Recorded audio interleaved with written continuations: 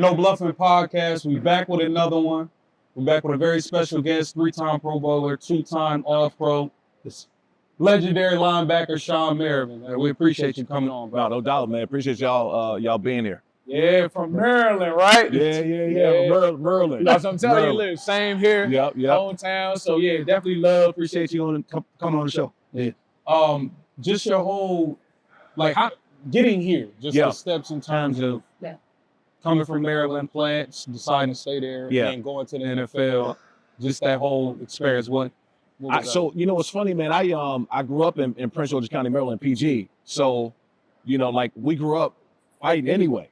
Like, you know, but like fighting was a part of like what we did. You know, I grew up in Cabot Heights, Forestville, District Heights, and I went to school in Upper Marlboro. And I had family that were professional boxers, and so I just we grew up, you know, kind of boxing and stuff at cookouts. If there's a problem in the family, my grandmother, somebody would be like, hey, go get the gloves. Yeah. You know, it's like one of those, right? And so, you know, we kind of grew up that anyway. And I think that, I ended up going to University of Maryland, which is, you know, 25 minutes from where I grew up at. And it was crazy, man. I just stayed home. I wanted to be home at the crib. And at the time, you know, when I went to Douglas High School, there was no D1 players ever to come out of our school. So, you know, I had offers from everywhere, man. I just wanted to show people like you can be a big name and still stay home. Yeah. And so after I stayed home, you had Vernon Davis right after me, and then like, you know, Stephon Diggs, like all the people that came from the DMV area, man. Everybody started staying home, and we won. How was it transitioning from being home forever to going straight to California? It was. He went through the same thing. Yeah. It's, you know what's strange is you know, I grew up in the DMV area, then you go to Maryland, and you see, man, it's a different world. Yeah. You get what I mean? But I think the DMV area is like its own country. Yeah. Like its own. There's nothing like, and I've been everywhere in the world, everywhere in the country for sure. The DMV area is like a special place that it's not gonna be replicated nowhere else in the country. But when I got to the West Coast, man, I think the living and the people were just different. Right. You know, I've never even seen like palm trees up close. You know, until I took my visit to the Chargers. Right. You know, I was flying over the water. I was looking at the palm trees, and I was like, man, I haven't seen that like this except for movies. Yeah. Right. You know what I mean? So I think that it was great, man. It was honestly the best thing that happened to me because I got a chance to experience something a lot different. Yeah. So you get drafted to the Chargers, San Diego Chargers. Hey. Now they're Los Angeles Chargers. How you feel about it? Because your whole career was San Diego. Yeah. All the fans, Qualcomm Stadium. So how you feel about the change? You know, it was tough, man, because, you know, when I got drafted, I was 20. I was at the time like the youngest drafted player ever. Right. And so you learn how to become an adult in San Diego. Right. Like you grew up there, you learn to pay taxes for the first time, you bought your first home ever, you know. So like San Diego is, well, you get tied, you know how it is, man. You get tied into the community, you know, your charities, your favorite restaurants, your hangout areas, like that's home. That's really home. And you know, even though I'm from the PG County, like that will always be like where I grew up at. But man, when you learn how to be an adult and like coming into your own, for me it's San Diego. Yeah. And so to have them move, man, and I wanted them to stay. I think a lot of people wanted them to stay. But once you realize, man, that the business part of it get involved and that it's just not gonna happen, you kind of got to be okay with it. And that's why, you know, I would have supported the team if they went to Egypt. Right. You get what I'm saying? Like I played for the Chargers no matter where they went. Right. But I definitely feel that, you know, San Diego and the fans feel a certain type of way about the move. Yeah. So being in the league for 7 years, I mean, you got off to a crazy 8 years. Yep. You got off to a crazy start. Yep. And then injuries happen. Yep. And now, just like, okay, so like me being like best friends with him, like I see, we might go shoot. He might have some compression boot thing on. He be having. I went one day. He getting some laser on his foot. I'm like, man, what is all this stuff? Yeah. But when you was playing, it was like you went through a lot of injuries. Do you think that you would have sustained like a longer career had you been like today with the technology? Yeah, no, 100%. And more importantly too, man, I think as athletes, like we got this warrior-like mindset that we don't believe in pain. We don't believe in hurt. We just play through it. And for me, man, when I got my first big injury, I never missed no significant amount of time. I might have missed a game here and there once in a blue moon every couple of years. But before then, I never had a big injury. So when my knee started to kind of mess up and I tore both two ligaments, I played through it. because my mentality was that I was going to play through it no matter what. And ultimately that was the curse. Yeah. That I didn't just shut it down to get the surgery, took the time off, and I just kept playing through it. And when I got the surgery, it was too much damage. I started compensating, and what really got me was blowing my Achilles out. Oh, that's so hard for anybody. I came back from the knee okay. I was fine from the knee, and then from the compensation over a long period of time, I ended up blowing my Achilles out, and that is what eventually, as a pass rusher, everything I did was a burst off the line of scrimmage, and I didn't have that burst no more. Mm-hmm. So I came, just a very average player, and that's what ultimately led for me to retire. Do you feel like, the rules with the NFL, it seems like they change something every year? Yeah. Obviously, outside looking in, I didn't play, when you played, but it was way harder hits. It was more physical than it is now. So how do you feel about the transition that the NFL is making? Do you think it takes away from the game, or? Yeah.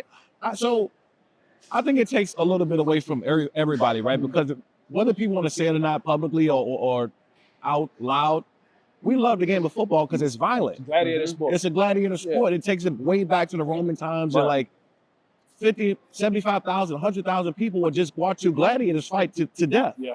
Doing something that they know they can't do. Doing something they know they can't do, and doing something that most people won't. I mean, we all see people come out and try out for the game and take one big hit. You'll never see them again. Well, I did one Oklahoma drill. Went straight to the YMCA to hoop. You know what I mean? Like I said, football has made more doctors, lawyers, physicians. I didn't think about that. You get what I'm saying? Yeah. Like the world got to thank football because they all wanted to play football at some point. They went out there and that first big crackback or that first big thump with a fullback or a lineman cut block. You're like, man, this is not for me. Yeah. But also that's what draws people the most to the game because they're like, man, I'm not doing that shit. I'm not doing that. So, but I would watch him do it. Right. Yeah. Because it's exciting for me. So I think that when you start to implement too many rules, it not only turns like the players off, you're like, man, come on. It's the fans. Because you got, if it happens against a team that's your team, you sit back like, really? Yeah. A personal foul or a guy getting ejected for targeting or something like that, or a running back just putting down his head, the crown of his helmet. Yeah, the targeting thing is so the game's so fast, it's hard to really. I feel like we knew what we signed up for. That's how I feel. Yeah, we knew what we signed up for. And like you said, that's why you make a decision. Like, if I'm going to get hit, I'm going to get hit. I knew what I signed up before this. So now it's kind of like, it slow people down. The speed not as fast no more. You got to worry about stuff. So, yeah, I think it's just. And then too, like being an older guy, like I'm not sitting back saying, oh, the game's soft. I think the players are playing based on what they can do. Right. Yeah. Look, if a guy is going up for a ball, about to catch a ball, in your head, you have to think, let him catch his ball and come down first before I hit him. Let him get 2 steps before I hit him. But back then, we gonna take his head off his shoulder. Our instinct is to light him up any way we possibly can to get him on the ground, but the rules are always set in the back of your head a bit, saying, hey, I can't do this, or I'm gonna get fined. Right. So. And then, what do you think about? Because you played with a lot of people don't even remember. Like you played on a really, really great team. Y'all really had a chance to win it for like a good. I would say like 4 years. Y'all had a legit chance to really, really go to the bowl and win it. You played with LaDainian Tomlinson, Antonio Gates, Phillip Rivers. You had a great team.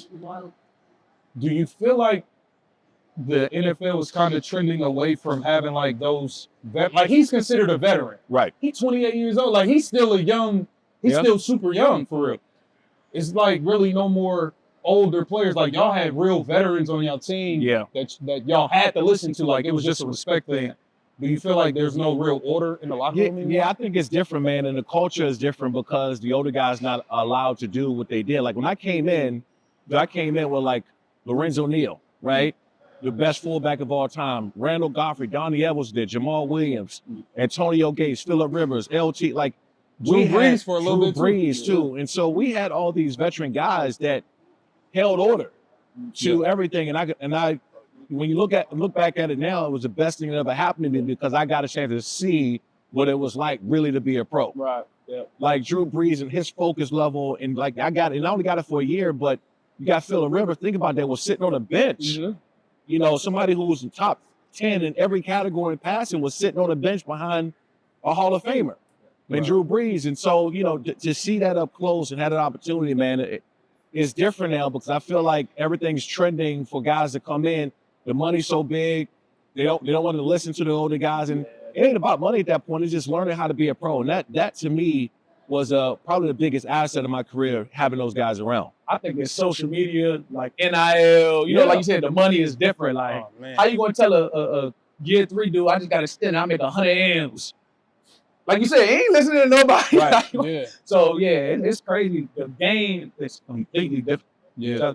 Where did the actual Lights Out celebration come from? My sophomore year in high school, I knocked out 4 kids in one game.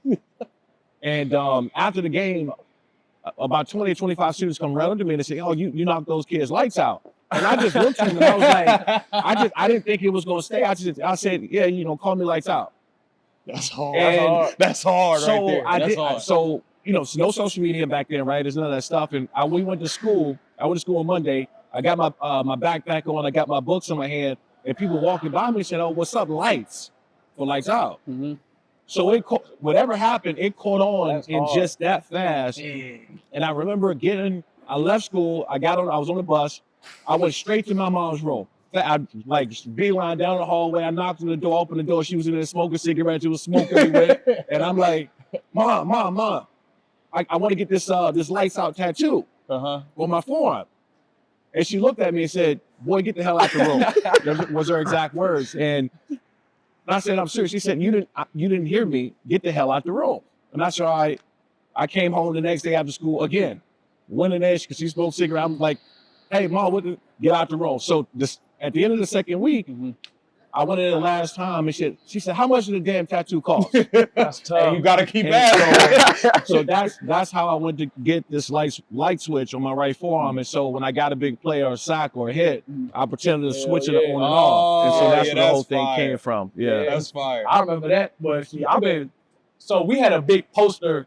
I went to Northwestern. I don't know. It's right by Maryland. Yeah. We had a big poster of all like the Maryland Turks. So knew who he was, been watching. So we made the league. It was crazy. So I've been following out. Like, that's just stuff. But I didn't know that. You said you knocked 4 dudes out. Yeah. Today, they probably would have banned you from football. Oh man, I wouldn't make it to the league. I would have gone to college. Exactly. They would have took my scholarships away. For sure. Like literally. That's crazy. What was the story on you going to Buffalo? Because they would say you said you wasn't gonna go. And they wasn't taking no for an answer. Man, so the general manager in Buffalo, Buddy Nix, he was the second in line, the general manager with the Chargers, behind AJ Smith. So Buddy Nix is actually the one who really discovered me from Maryland. He was the one that kind of stood up for me to make sure they took me on that 12th pick. So when he went to Buffalo and I was getting waived by the Chargers, Buddy called me. And so how the waive process go, whoever got the worst record at the time got the first dibs. Yeah, waiver. So at the time, like, Buffalo's 0-7. So I go through, I'm thinking like, just like everybody else, I'm gonna just pass through the waiver wire, and I'm gonna pick where I want to go. Turns out like 5 teams they can claim me, right? And so I had like Buffalo, it was Miami. I'm looking at Miami, I'm like, damn, And I talked to Stephen Ross. Stephen Ross had called me, and so I'm thinking that I was going to go there, and I think they were pretty good. They would, Buffalo's 0-7. They wasn't going to the playoffs, right? And it was like 4 other teams who claimed as well. So Buddy called me. It was like, "Hey, you coming out here, and we really want you out here." I said, "Buddy, I'm hurt. I had a torn Achilles." I said, "Man, I'm not trying to." I said, "After the season, I'll come and see you and we can talk. But right now, you guys not going to the playoffs. Let me go to a team and have an opportunity to go to the playoffs." He said, "Shawne, no, we want you out here, period." And I said, "Buddy, I'm not coming." Right? Swear. And so I hung up the phone. Bro. And so 15 minutes later, 20 minutes later, he called me back, said, "Hey, you come to Buffalo. We just put your contract into the NFL." I said, "Buddy, you're not hearing me. I'm not coming." Hey, I said, "I don't know. I mean, I'm not trying to be rude, but like now you're forcing me to. I'm not." I said, "I'll come and see you after the season." He said, "Shawne, I don't care. I think."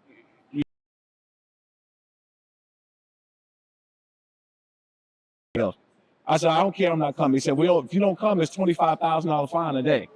I said, hey, when that plane get here? You know what I'm saying? Yeah, I need all that. Right? Yeah. You know what I mean? So I was doing the calculations quick in my head, and I was like, man, 25. So if I hold out a week, that's 100. Yeah. So I'm doing the numbers. I said, man, I can't stomach, man. I can't do it. I can't do it. That's crazy, man. I couldn't imagine being in that type of situation. So we in the ring. Mm-hmm. How did this business venture start with you? Well, I know you got your. Well, I'll let you get into it. The whole brand, the whole network, so that. But as far as this aspect of it, yeah. So I was called Lightsout since I was 16 years old. So when I got to the Chargers and I finally got money, I ended up buying the name and rights and trademarks to Lightsout. This is in 2005, beginning of 2006. So I already knew what I wanted to do. I just didn't know what I was going to do with it yet. So I wanted to make sure I own the name and rights first. Then in between 2005 and 2006, Jay Glazer over at Fox Sports, the broadcaster there, was a good friend of mine. He said, hey, I know you box because your family box, but have you tried MMA? I think it'll help you out in football. So anyway, he introduced me to Randy Couture. Okay. And I started training with Randy Couture, like fumbling and using my hands and stuff like that, man. All season, I came back in 2006 and led the NFL in sacks. Yeah. Man, I was so much better with my hands. Yeah. Coming off the line of scrimmage, using my leverage, being able to open up and pass rush against those big offensive tackles, I just felt a lot better. Yeah. And so every offseason, man, I was trained with Chuck Liddell, Tito Ortiz, Tyron Woodley when he was first coming on, like all these guys.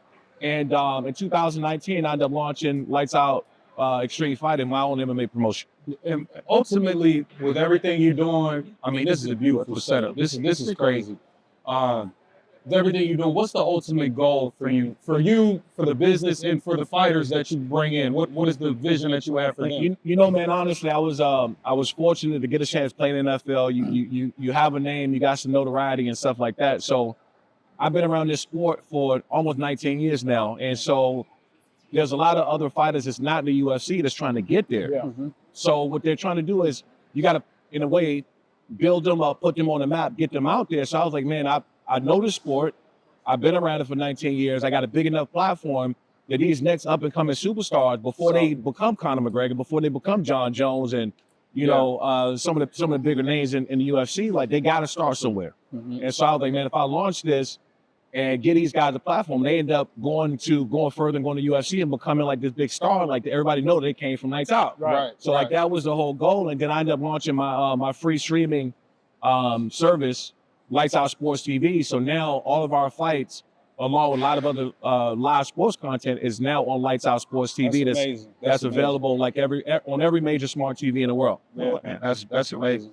It's dope. Like I've been following, man. It's like you said, they gotta start from somewhere. Why not here? Like that could be the foundation, a staple of a whole different sport. See, I ain't even think about it like that. Yeah. That's like you start your own football league, and dudes really getting drafted first, second round to the league. See, because I think being just a fan of combat sports, I think we kind of know more so the boxing in terms of the amateur system, and then getting with a promoter. But in terms of UFC, we kind of only know the finished product. Mm-hmm. You know what I mean? We don't see the groundwork and like how do they get to that point. Yeah.